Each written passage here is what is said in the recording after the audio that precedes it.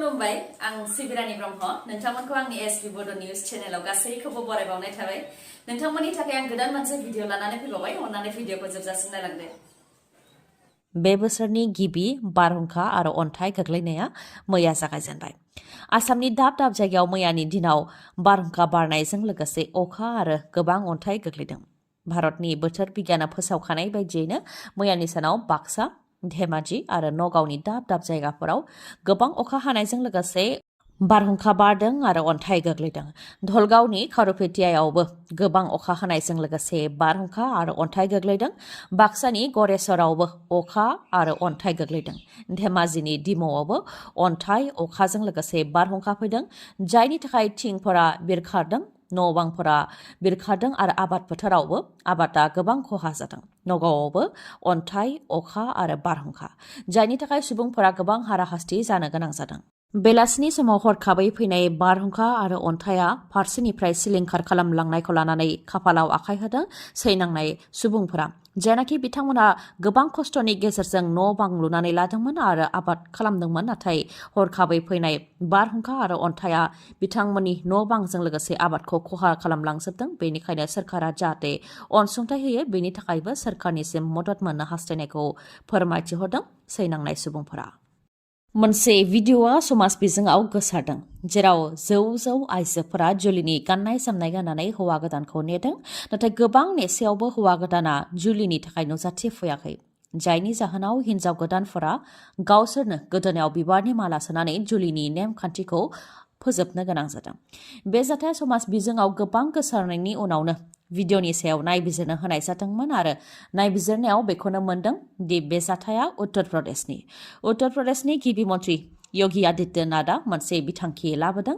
गोरिब आइजोफोरखौ जुलि खालामनानै होनाय आरो बे बिथांखिनि गेजेरजों जुलि जायोब्ला आइजोफोरनो सोरखारनि फारसेनिफ्राय 51,000 रां होनाय जागोन बे रांखौ मोननो थाखायनो ससियेल वेलफेयार डिपार्टमेन्टनि माखासे अफिसारफोरा दालालजों लोगो नांनानै जुलि खालामनानै होनो थाखाय गोबां आइजोफोरखौ थुबुर खालामदोंमोन गासै 568 जरा हौवा गोदान आरो हिन्जाव गोदाना जुलि खालामनो थाखाय बाहागो लादोंमोन नाथाय बेनिनो 240 जरा जुलियानो नंखाय जुलि बेनि मादाव माखासेया जुलि जाखानायफोर आरो माखासेया रां मोननो थाखाय जुलि जानायफोरमोन बेनि अनगायैबो जुलिनि नेमखान्थिया जोबस्लाबैयावनो गोबां हौवा गोदानानो गिदिंलांफिनदों जायनि जाहोनाव हौवा गोदाननि आंखालाव हिन्जाव गोदाना गावसोरनो गाव गावनि गोदोनायाव बिबारनि माला सोनानै गोथार जुलिनि नेमखान्थिखौ आबुं खालामदों बे नुथायानो समाज बिजोङाव गोसारदों बेनि उनावनो जाथायनि सायाव नायबिजिरनानै दा ससियेल वेलफेयार डिपार्टमेन्टनि एसिस्टेन्ट डेभेलपमेन्ट अफिसार सुनील कुमारजों लोगोसे बिथांनि स्टाफ गासै 3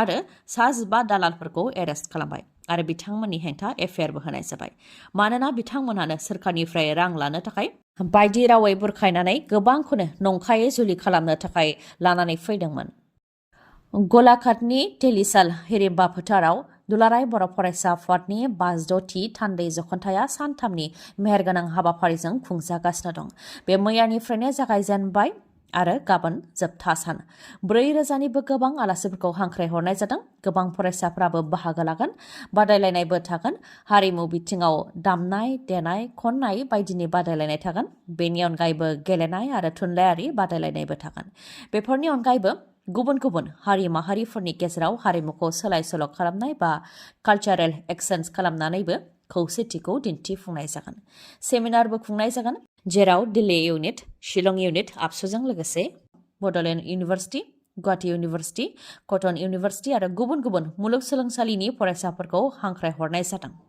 बर'निफ्राय एपिएससिआव उथ्रिसार जानो हानायफोरखौबो हांख्रायनाय जादों होननानै मिथिहोदों बेनि अनगायैबो फरायसाफोरखौबो नेशनेल आरो स्टेट लेभेलनि साख्रिनि आनजादनि थाखायबो बोसोन होनायजों लोगोसे थुलुंगा होनाय जागोन बेनिखायनो दुलाराय बर' फरायसा आफादनि 56थि थान्दै जखन्थाइ मेलाव जाहाथे लैहोर थांनानै मेहेरगोनां खालामहैयो बेनि थाखायबो खावलायहरदों दुलाराय बर' फरायसा आफादनिफ्राय बायजो रायजोनिफ्राय मुवा बेसाद बायनाया बेसेबां गिथावना बेनि मोनसे बिदिन्थि लाख गासै 60 लाख रां लुथिजादों आसामनि सासे सुबुङा आसामनि गलाघाटनि फालांगिरि दादुल भट्ट बिथाङा लाख रां थगायजादों बिथाङा फोरमायथिनाय बायदिब्ला केल'रि फ्रि सुगार बानायनो थाखाय इन्डास्ट्रि बानायनो थाखाय मेसिननि गोनांथि जानायलाय मुम्बाइनि डक्टर सदानन्द दीक्षित जाय आयुर्वेदिकनि डक्टर बिथांजों जगाजग जादोंमोन जेराव 1,50,00,000 रांनि गंसे मेसिन बायनायनि खोथा जादोंमोन आरो 1,50,00,000 रांनि मादाव 50% रांखौनो अदेबानि 75 लाख रांखौ हरग्रोनो थाखायबो खोथा जादोंमोन। बे लेखायै 75 लाख रांखौ हरनाय जादोंमोन नाथाय रां हरनायनि उनाव खालि 15 लाख रांनिल' स्टिलनि टेंकि हरदों। बेनि उनाव मबाइलखौ बन्द खालामनानै लादों होननानै फोरमायथिदों आसामनि फालांगिरिया। लाख लाख रां थगायजानाय जाथायखौ लानानै गलाघाट पुलिस थानायाव खौरां हैनायनि उनाव दा गलाघाट कर्टनि बिथोन बायदियै गलाघाट पुलिसआ मुम्बाइआव थांनानै डक्टर सदानन्द दीक्षितखौ आसामाव हमनानै लाबोदों। सा सानजा भारतनि सुबुंफोरखौ गोरलै सानो जायनि थाखाय बाहेरा रायजोनि सुबुंफोरा सा सानजानिखौ गोबां थगायनो नाजायो होननानैबो फोरमायथियो फालांगिरि दादुल भट्ट बिथाङा आरो फोरमायथिबावदों दि केल'रि फ्रि सुगारनि इन्डास्ट्रि बानायनायाव गासै बिथांनिया 5 कौटि रां खहा जाबाय। 5 कौटिनि मादाव 3 कौटिखौनो बेंकनिफ्राय लन लादोंमोन आरो 2 कौटिया गावनिमोन होननानै फोरमायथिदों नाथाय सम मथे मेसिनखौ मोनैनि थाखायनो इन्डास्ट्रिया आबुं महर जायाखै जायनि थाखाय 5 कौटि राङा खहा जाबाय होननानैबो फोरमायथिदों फालांगिरि बिथाङा। गावनि नखरावनो गोरोबनाय गैयाबा रायजो राजानि मा खामानि मावगोन? बे सोंथिखौ खालामदों जिसया समफ्रामारिया। नाथाय सोरनि सायाव बे खोथाखौ बुंथिदों बेखौ मिथिनो थाखाय नोंथांमोनहा बे खौरांखौ आबुङै खोनासंनो नांगोन। चिरां दुवार ब्लक इउपिपिएलनि आफादगिरि बिरदाव मुसाहारिया लाइमुथि ओनसोलाव थांनानै जिसया समफ्रामारिखौ जुवा तास गेलेनायजों लोगोसे दंफां बेफारि बायदि होनानै अजद होदोंमोन। बेनि सायावनो जिसया समफ्रामारिया बे फिन जाथायखौ होदों। जिसया समफ्रामारिया बुंथिदों दि गावनि नखरावनो गोरोबनाय गैयाबा रायजो राजानि मा खामानि मावगोन होननानै बुंथियो बिथाङा। बेनि अनगायैबो बिथाङा सोरखारि साख्रि मावनायनि उनावबो राजखान्थि फोथाराव खामानि मावगासिनो दं। बेनि सायाव बिटिआर सोरखारा जुदि जेबो राहा लायाबा जिसया समफ्रामारिया राहा लागोन आरो बिथाङा जुदि मोजां खामानि मावनो गोसो दंबा मावथों नङाबा साख्रि थांनायजों लोगोसे राजखान्थि केरियाराबो जोबगोन होननानै बुंथियो बिथाङा। बेनि अनगायैबो थांनाय बावैसो सान सिगां चिरां जिल्लानि अदालगुरियाव हादानाव थानाय बर' रायजो राजाफोरखौ रेन्जारा थांनानै हाराहास्ति खालामनाय जाथायनि सायाव खौरां बिजोंनि सेराव मानो जेबो बुंनो हायाखै होननानैबो बुंथियो जिसया समफ्रामारि बिथाङा। लोगोसे बुंथिबावो दि नोंथांनि गामिनिफ्रायनो अदेबानि बिरदाव मुसाहारिनि गामिनिफ्रायनो सुबुंफोरखौ बिपिएफ दलाव जयेन जाहोगासिनो दं। जुदि हमथानो गोहो दंबा हमथा होननानै बुंथियो आरो नोंथांमोनहा जुदि मोजां खामानि मावदोंबा बिपिएफ दलाव फैनाय नङा होननानैबो बुंथिबावो जिसया समफ्रामारिया। उन्दै बैसोआव जुलि खालामनायनि दायाव नोंथांनि नखरनि सोरबा एरेस्ट जादोंमोन नामा? आरो जुदि उन्दै बैसोआव जुलि खालामनायनि उनावबो दासिमबो एरेस्ट जायाखैब्ला बे खौराङा नोंथांनि थाखायबो गोनांथार खौरां। उन्दै बैसोआव जुलि खालामनायनि दायाव दायनिगिरिखौ एरेस्टल' खालामनानै थायाखै, 20 बोसोर जेलनि साजाबो फोसावनायजों लोगोसे 10,000 रांनि जुरिमानाबो फोनांदों। चिरां जिल्लानि काजलगाव डिस्ट्रिक्ट जुडिशियेल कर्टआ बे रायदानखौ होदों। 18 बोसोर बैसोनि बाङाइसिन बैसोनि हिन्जावसाखौ 22 बोसोर बैसोनि प्रभिसन हाजदाया जुलि खालामदोंमोन जायनि दायाव थांनाय 2023 मायथाइयावनो आसाम पुलिसजों एरेस्ट खालामजादोंमोन प्रभिसन हाजदाया। गोलाव सम बिजिरनायनि उनाव दा काजलगाव डिस्ट्रिक्ट जुडिशियेल कर्टआ प्रभिसन हाजदानि हेंथा राय होबाय।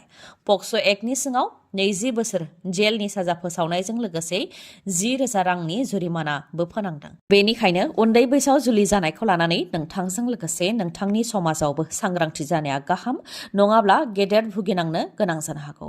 एरेस्ट जानायजों लोगोसे गोलाव बोसोर जेलनि साजाबो मोननो गोनां जानो हागौ।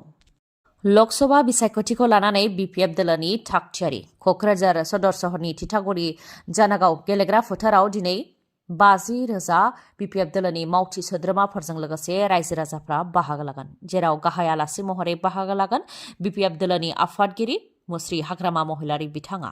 लकसभा बिसायख'थिखौ नोजोर होनानै बिपिएफ दोलोआ ग्राउन्ड लेभेलाव थागथियारि खालामगासिनो दं होननानैबो फोरमायथिदों बिपिएफ दोलोनिफ्राय। आरो दिनैनि सुबुं गौमायाव क'क्राझार जिल्लानि बुथ कमिटि लेभेल, प्राइमारि लेभेल, महिला, इयुथ, बिएसइउ लोगोसे गुबुन गुबुन हारिनि बिपिएफ दोलोनि सेलफोराबो बाहागो लागोन होननानै फोरमायथिदों, जेराव साफ्रोमनोबो बिबान होनाय जागोन होननानै फोरमायथिदों जाहाथे लकसभा बिसायख'थियाव बिपिएफ दोलोआ गोरलैयैनो देरहासार जानो हायो। बेनि थाखाय बिपिएफ दोलोनि साफ्रोमबो मावथिफोरनोनो बिबान होनाय जागोन होननानै फोरमायथिदों। बेनि अनगायैबो दिनैनि सुबुं गौमायाव मोनफ्रोमबो धोरोमनि आर'ज गाबनाय हाबाफारि लानाय जागोन। बेनि अनगायैबो गोदान भटार लाइमोनफोर बिथांमोनहा जायनाखि भट होनायनि मोन्थाय दं बेनिखायनो बिथांमोननोबो बिपिएफ दोलोनि आदर्शखौ मिथिहोनाय जागोन होननानैबो फोरमायथिदों बिपिएफ दोलोनिफ्राय। हाग्रायाव बन लायनो थांनाय सुबुंखौ आथियाबारि फरेस्टआ हमनानै लाबोनायनि अजद जायनि थाखाय हमजानाय सुबुंखौ नखरनि सुबुंफोरनो गथायनानै हरनांगौनि दाबिजों पुलिस थानाखौ बेंखनफैदों नखरनिजों लोगोसे रायजो राजाफ्रा। कक्राझार जिल्लानि सिङाव थानाय सेरफांगुरि पुलिस थानानि बेन्दोंआव थानाय हालदैबारि गामिनि थागिबि गंगोना टुडुनि फिसाज्ला मंगल टुडुखौ आथियाबारि फरेस्टआ हमनानै लानानै फैदों। नखरनि सुबुंफ्रा फोरमायथिनाय बायदिब्ला मंगल टुडुआ मोनानि समाव बन लायनो थाखाय हाग्रायाव थांदोंमोन। बेयावनो आथियाबारि फरेस्टआ बिथांखौ हमनानै लाबोदों। नाथाय मंगल टुडुनिया जेबो दाय गैया होननानै फोरमायथिदों नखरनिफ्राय। बेनिखायनो मंगल टुडुखौ जाहाथे नखरनि सुबुंफोरनि आखायाव गथायनानै हरो बेनि थाखाय दाबि दैखांदों नखरनिफोरजों लोगोसे रायजो राजाफ्रा। दिनैनि भिडिअआ एसेनोसै। गाबोन आरो गोदान भिडिअजों लोगो मोनफिनबावगोन। नोंथाङा दासिमबो आंनि चेनेलखौ साबस्क्राइब खालामाखैबा अन्नानै साबस्क्राइब खालामदो, लोगोसे लाइक, कमेन्ट आरो शेयार खालामनो दाबाव। गोजोन्थों।